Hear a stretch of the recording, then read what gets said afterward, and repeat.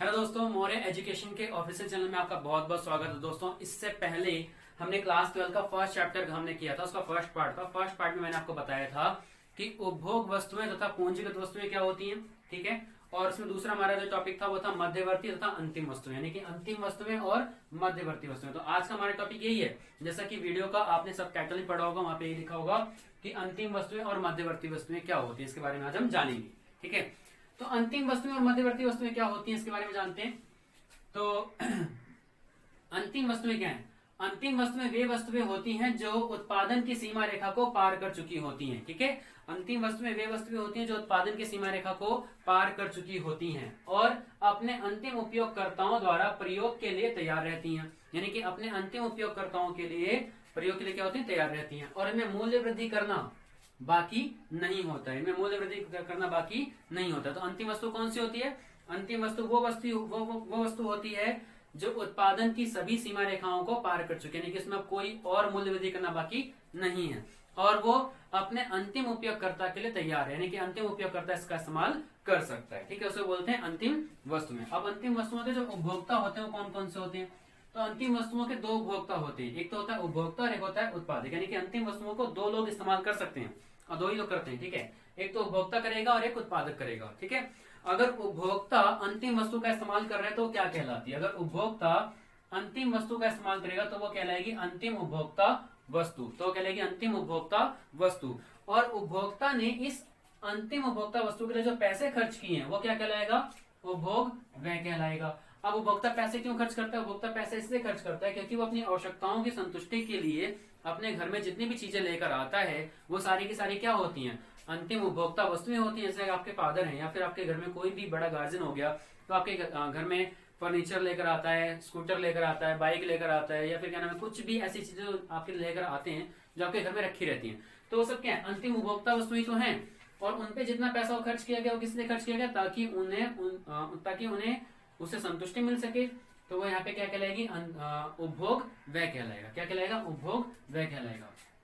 और अगर उत्पादक, अच्छा इसे हम अंतिम उपभोक्ता क्यों कहते हैं? अंतिम उपभोक्ता इसलिए कहते हैं क्योंकि इसे हम उपभोग करके नष्ट कर देते हैं या फिर तब तक इस्तेमाल करते हैं जब तक ये खराब ना हो जाए, हम बिल्कुल मतलब कि बेकार ना हो जाए, उसके बाद हम बेचते हैं। जैसे मान लो कि अगर आप बाइक ले आए हो तो बाइक का इस्तेमाल तब तक करोगे जब तक वो डैमेज ना हो जाए, जब तक वो खराब ना हो जाए। अगर खराब हो जाएगी तो आप कबाड़ी को बेच दोगे, या फिर अगर आपको नई खरीदनी होगी तो आप कुछ साल चलाकर फिर सेकंड हैंड उसको बेच दोगे, यानी किसी को बेच देती हो। तो इसलिए वहां पे क्या कहलाता है? अंतिम। अंतिम का मतलब यही है कि लास्ट एंड तक उसकी सभी इकाइयों का इस्तेमाल कर लेना, तो आपके लिए अंतिम कहलाएगी। ठीक है, अब उत्पादक अगर इसका इस्तेमाल करता है तो क्या कहलाएगा? अंतिम उत्पादक वस्तुएं कहलाएंगी। क्या कहलाएंगी? अंतिम उत्पादक वस्तुएं कहलाएंगी।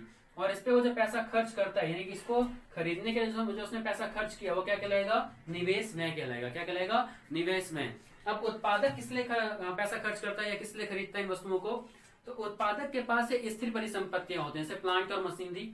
अगर उसे किसी वस्तु का निर्माण करना है तो बड़ी बड़ी मशीनें खरीद के लाते हैं, तो क्या कहलाएगा? उसका कहलाएगा अंतिम उत्पादक वस्तु, क्योंकि उसका इस्तेमाल वो तब तक करेगा जब तक वो नष्ट ना हो जाए, जब तक वो बेकार ना हो जाए। ठीक है, 1-1.5 लाख की मशीन अगर हम खरीद के लाते हैं, मान लो 5-6 लाख की मशीन खरीद के लाते हैं, तो वो तब तक इस्तेमाल करते हैं जब तक उसकी एफिशिएंसी घट ना जाए या उससे उत्पादन की प्रक्रिया कम ना हो जाए। ठीक है, जब तक उसके उत्पादन की प्रक्रिया बहुत अच्छी चल रही होती है या जो उसका जीवन काल होता है तब तक हम उसका इस्तेमाल कर रहे होते हैं। तो इसमें आपको क्या कहलाता है? अंतिम उत्पादक वस्तु कहलाता है। उसमें जो पैसा खर्च करे वो क्या कहलाएगा? निवेश व्यय कहलाएगा। तो मे भी क्लियर होगा, कोई डाउट नहीं होगा। इसके बाद हम पढ़ते हैं कि मध्यवर्ती वस्तुएं क्या होती है। मध्यवर्ती वस्तुओं के बारे में बात करेंगे। तो मध्यवर्ती वस्तुएं होती क्या है? बेसिकली अगर मैं आपको बताऊं तो मध्यवर्ती वस्तुएं जो होती हैं वे वस्तुएं होती हैं जो उत्पादन की सीमा रेखा को पार नहीं कर चुकी होती है। ठीक है, जैसे मान लो कि आपकी एक प्रिंटिंग प्रेस की मशीन है, आप टी शर्ट वगैरह पेंट करते हो। ठीक है, तो हम एक प्लेन टी शर्ट लेकर आते हैं, सफेद टी शर्ट या पिंक ऐसे भी टी शर्ट लेकर आएंगे, किसी भी कलर की टी शर्ट ले आते हैं। अब जो टी शर्ट आप लेकर आते हो उस पर आप फिर प्रिंट करते हो, जैसे एवेंजर लिख दिया, ठीक है, अपना टाइम आएगा इस तरीके से लिख दिया, या कुछ भी इस तरीके से लिखकर आपने क्या किया? उसको प्रिंट करा। तो प्रिंट करने की आपकी कोई ना कोई कॉस्ट पड़ी होगी। ठीक है, उस कॉस्ट को आप उसमें ऐड कर लेते हो जो जितने की आप टी शर्ट लेकर आए। तो अब जो टी शर्ट आप लेकर आए हो जिसे आपने प्रिंट करा, तो वो टी शर्ट आपके लिए क्या कहलाएगी? मध्यवर्ती तो कहलाएगी। क्यों? क्योंकि उस टी शर्ट को आप पहनोगे नहीं, उसको आप अपनी फैमिली में इस्तेमाल नहीं करोगे या खुद इस्तेमाल नहीं करोगे। आप क्या करोगे? उसको प्रिंट करके प्रेस करके आप उसे दुकान पे बेच दोगे, यानी कि उपभोक्ताओं को बेचोगे। तो जब उपभोक्ताओं को आप उस टी शर्ट को बेच रहे हो तो जो आप लेकर आए हो उसमें आपने जो मूल्य वृद्धि कर दी, तो वहां पे वो क्या कहलाएगा, मध्यवर्ती वस्तु कहलाएगी। जब तक आपने उसमें मूल्य वृद्धि करी थी तब तक वो वस्तु क्या थी, मध्यवर्ती थी। लेकिन जब मूल्य वृद्धि पूरी तरीके से हो गई और वो बिकने के लिए तैयार हो गई तो क्या उस समय क्या कहलाएगी, अंतिम। ठीक है, तो मध्यवर्ती वस्तु और अंतिम वस्तु दोनों एक ही होती है, लेकिन यहाँ पे होता क्या है कि अगर आप किसी वस्तु में अभी मूल्य वृद्धि कर रहे हो तो वो मध्यवर्ती कहलाएगी, और जब मूल्य वृद्धि करने के बाद उसे पूरी तरीके से बेचने के लिए तैयार है, प्रिपेयर है, और वो उपभोक्ता को बिकेगी तो वहां पे वो क्या कहलाएगी, अंतिम। लेकिन जब तक उसकी मूल्य में वृद्धि कर रहे हैं, यानी कि जब तक हम उसमें कुछ ना कुछ चीजें डेवलप कर रहे हैं, कुछ नया उसमें डाल रहे हैं या बना रहे हैं, तब तक वो हमारी मध्यवर्ती कहलाती है। तो देखते हैं क्या कह रहे हैं मध्यवर्ती वस्तु में वे वस्तुएं होती हैं जिन्होंने अभी तक उत्पादन की सीमा रेखा पार नहीं किया है। यानी कि जिन्होंने अभी तक उत्पादन की सीमा रेखा को पार नहीं किया वो सारी की सारी क्या कहलाती हैं, मध्यवर्ती कहलाती हैं। अभी इसमें उत्पादन हो रहा है ना, इसका मतलब। ठीक है, जैसे मान लो कि पेप्सी कोला की फैक्ट्री है, तो बोतल बनती है, फिर बोतल बनने के बाद क्या नाम है, पेप्सी कोला तैयार होता है, फिर वो उसमें जाके डलता है, फिर उसमें लेबलिंग होती है, फिर उसको एक पैक करके मार्केट में लाके बेचते हैं।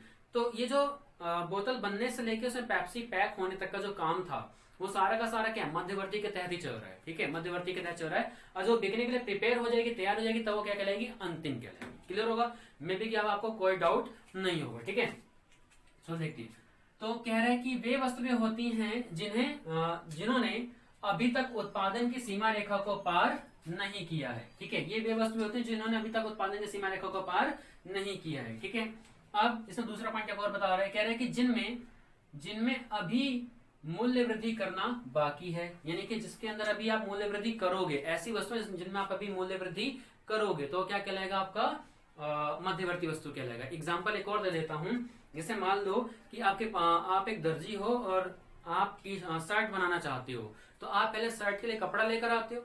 तो शर्ट का जो कपड़ा लेकर आए उसकी अब आप क्या करोगे, शर्ट का कपड़ा जो शुरुआत में था उसे आप डायरेक्ट पहन नहीं सकते क्योंकि वो शर्ट नहीं है। ठीक है, कपड़ा है। तो दर्जी क्या करता है, दर्जी उसकी कटाई करता है, छटाई करता है, इसमें क्या नाम है, फिर चीजें इन्वॉल्व करता है, काज बटन करता है, इसको स्टिच करता है, सिलता है, सिलने के बाद उसे प्रेस करता है, प्रेस करके उसको धो धा के बढ़िया कर देता है, उसे पैक कर देता है। तो अब वो जो कपड़ा था वो कपड़ा पहनने लायक शर्ट बन गई जिसे हम पहनते हैं। शुरुआत में तो कपड़ा ही था ना ये, तो इस कपड़े में जो उसने इसकी कटाई छटाई करी, इसको जो सिला, इसको जो प्रेस किया, धोया, ठीक है, इनमें जो उसने काम किया, तो इस पे जो पैसा और लगा होगा या जो उसकी मेहनत लगी है वो क्या कहलाएगी, मूल्य वृद्धि। ठीक है, और इस बीच जो सारा का सारा प्रोसेस काम चल रहा है वो किसके ऊपर चल रहा है, एक कपड़े के ऊपर तो चल रहा था, तो कपड़ा यहाँ पे क्या कहलाएगा, मध्यवर्ती कहलाएगा। तो उस कपड़े को हम क्या बोलेंगे यहाँ पे, मध्यवर्ती। शॉर्ट लैंग्वेज में बोलूं तो कच्चे माल को उपयोगी वस्तु में बदलना। ठीक है, कच्चे माल को उपयोगी वस्तु में जब तक बदला जाता है तब तक वो क्या कहलाती है, मध्यवर्ती कहलाती है। लेकिन जब वो उपयोगी वस्तु में कन्वर्ट हो जाती है पूरी तरीके से तब वो क्या कहलाएगी, अंतिम वस्तु कहलाएगी। ठीक है, तो देखते हैं, जिनमें मूल्य वृद्धि करना अभी बाकी हो वो क्या कहलाती है, आपकी मध्यवर्ती कहलाती है, यानी कि कुछ ना कुछ उत्पादन करना उसमें अभी बाकी है।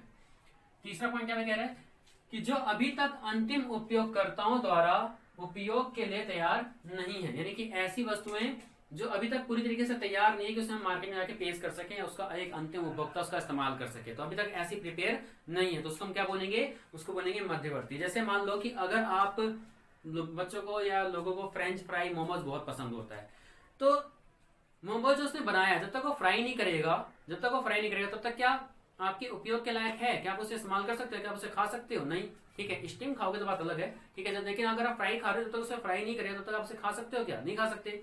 तो फ्राई करने का जो प्रोसेस है वो क्या है यहाँ पे, वो यहाँ पे कह रहे हैं कि अंतिम उपयोगकर्ता के लिए अभी तक तैयार नहीं है। जब वो पूरा फ्राई हो जाएगा तो अंतिम उपयोगकर्ता के लिए तैयार हो जाएगा। क्लियर है, तो ऐसी वस्तुएं जिनमें भी उत्पादन करना बाकी होता है या अपने अंतिम उपयोगकर्ता के लिए पूरी तरीके से तैयार नहीं होती हैं, वे वस्तुएं यहाँ पे क्या कहलाएंगी, मध्यवर्ती वस्तुएं कहलाएंगी। ठीक है, इसके बाद नोट में मैंने एक बात कही आपको, कह रहे हैं कि ये वे वस्तुएं भी होती हैं जो एक फर्म द्वारा दूसरी फर्म को बेचने के लिए खरीदा जाता है।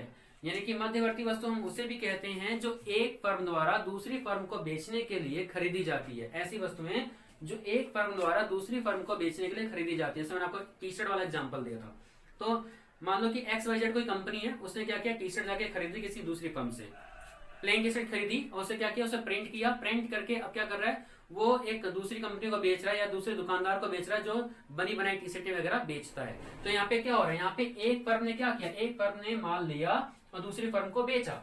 ठीक है, एक फर्म ने माल लिया, दूसरी फर्म को बेचा। सबसे अच्छा एग्जाम्पल अगर मैं आपको दूं तो जो आपके परचून के या परचून वाले जो दुकानदार होते हैं या जो किराने की दुकान होती है, इनमें क्या होता है, थोक से रिटेलर क्या करता है, रिटेलर जाके थोक से सामान लेकर आता है और जाके लोगों उपभोक्ताओं को बेचता है। तो थोक वाले ने क्या करा, रिटेलर को माल बेचा, यानी कि एक फर्म ने क्या किया, रिटेलर यानी कि दूसरी फर्म को माल बेचा। किस लिए बेचा, ताकि वो भी क्या कर सके, उपभोक्ताओं को बेच सके। तो थोक से लेकर रिटेलर तक जो वस्तु थी वो सारी की सारी मध्यवर्ती कहलाएगी, क्योंकि वहां पे वो क्या कर रहा है, वहां पे वो बेचने के माध्यम से उसे खरीद रहा है। अंतिम जब कहलाती है जब उसका एक उपभोक्ता इस्तेमाल कर लेता है और उसे नष्ट कर देता है, यानी कि खत्म कर देता है, या तब तक उसे नहीं छोड़ता जब तक उसका पूरी तरीके से उसका एक एक इकाई का उपभोग ना कर ले। ठीक है, तो अब ये बात आपको क्लियर हो गई होगी मेरे ख्याल में। मध्यवर्ती और अंतिम में कोई अंतर मध्यवर्ती और अंतिम में कोई डाउट आपको नहीं रहा होगा। ठीक है, और इसके बाद भी कोई डाउट है तो प्लीज मुझे कमेंट बॉक्स में लिखें, मैं आपको पूरी तरीके से बताने की कोशिश करूंगा। ठीक है, अगला है यहाँ पे नोट, यहाँ पे बोला गया है कि मध्यवर्ती वस्तु का मूल्य अंतिम वस्तु के मूल्य का एक भाग होता है। बहुत इंपॉर्टेंट टॉपिक है ये, बहुत ज्यादा इंपॉर्टेंट टॉपिक है, पेपर में बहुत ज्यादा पूछा जाता है, बहुत ज्यादा इंपॉर्टेंट है ये। ठीक है, बहुत ज्यादा ये इंपॉर्टेंट है। यहाँ पे कहा जा रहा है कि मध्यवर्ती वस्तु का मूल्य अंतिम वस्तु के मूल्य का एक भाग बन जाता है। ठीक है, जो मध्यवर्ती वस्तु होती है उसका मूल्य अंतिम वस्तु के मूल्य का एक भाग बन जाता है। ठीक है, कैसे बन जाता है, मैं एक एग्जांपल लेकर अगर आपको समझाऊं तो सपोज करो कि आप 100 रुपए की टी शर्ट लेकर आए थे, प्लेन टी शर्ट। ठीक है, आप 100 रुपए की प्लेन टी शर्ट लेकर आए, उस पर आपने प्रिंट करा। ठीक है, प्रिंट करने का खर्चा मान लो कि 50 रुपए का था, जो प्रिंट आपने करा उसका खर्चा कितना है, 50 रुपए का है। ठीक है, आपकी जो अपनी मेहनत है उस मेहनत को मैंने मान लिया कि मेरा मेहनत जो थी वो मान लो कि 20 रुपए की मेरी मेहनत थी अपनी। ठीक है, मेरी 20 रुपए की एक मेहनत है। उसके बाद फिर मैंने मान लो कि मैंने उसमें अपना प्रॉफिट ऐड कर लिया, मान लो कि 100 रुपए का है, 10 रुपए का, 10 रुपए का मान लो, बहुत ही कम सा प्रॉफिट, 10 रुपए का मैंने उसका प्रॉफिट ऐड कर लिया। तो अब ऐसे में 100 रुपए की टी शर्ट थी जो मैं प्लेन टी शर्ट लेकर आया था, 50 रुपए मेरी प्रिंटिंग में लग गए, 20 रुपए मेरी मेहनत लग गई, 10 रुपए मैंने अपना प्रॉफिट ऐड करा। अब मार्केट में वो कितने का बिकेगा, 50 और 20 70 और 10 80, 80 का नहीं, 100 रुपए वाले भी तो ऐड करने पड़ेंगे हमको। ठीक है, अगर मैं 80 का बेचूंगा तो यहाँ तो मुझे लॉस हो जाएगा, क्योंकि मैं टी शर्ट भी तो लेकर आया था भाई। ठीक है, तो यहाँ पे ये 100 रुपए भी क्या हो जाएंगे, ऐड हो जाएंगे, 150 और 150 और प्लस आपका ये 30, यानी कितना हो गया 180। तो आपकी जो टी शर्ट बिकेगी वो कितने की बिकेगी, यहाँ पे 180 की टी शर्ट बिकेगी। तो यहाँ पे जो मूल्य वृद्धि की अगर बात करूं तो मूल्य वृद्धि कितने की हुई है, मूल्य वृद्धि वाला पॉइंट ये है, यानी कि आपका कुल मिला के 80 रुपए की मूल्य वृद्धि इसके अंदर की गई है। ठीक है, ये आपका रॉ मटेरियल था, इसमें हमने क्या किया, इसको उत्पादन यानी कि इसका उत्पादन करके हमने इसको उपयोगी वस्तु में बदल दिया। ठीक है, इसको हमने उपयोगी वस्तु में बदल दिया जिसका इस्तेमाल किया जा सकता है। तो मूल्य वृद्धि 80 रुपए की हुई, अब टोटल जो अमाउंट होगा 180 रुपए का बिकेगा। तो यहाँ पे आपका जो मध्यवर्ती था वो यहाँ पे टी शर्ट था 100 रुपए वाला। ठीक है, तो मध्यवर्ती की कीमत क्या है, अंतिम वस्तु की कीमत में शामिल है। तो वही बात यहाँ पे कही गई है कि मध्यवर्ती वस्तु का मूल्य जो होता है वो अंतिम वस्तु के मूल्य में शामिल होता है या उसका एक भाग होता है। तो मे बी की क्लियर होगा, कोई डाउट नहीं होगा। अगर कोई डाउट है तो आप मुझे बताइएगा। ठीक है, मुझे कमेंट बॉक्स में लिखिए ताकि मैं आपके डाउट को क्लियर कर सकूं। और वीडियो को प्लीज लाइक और सब्सक्राइब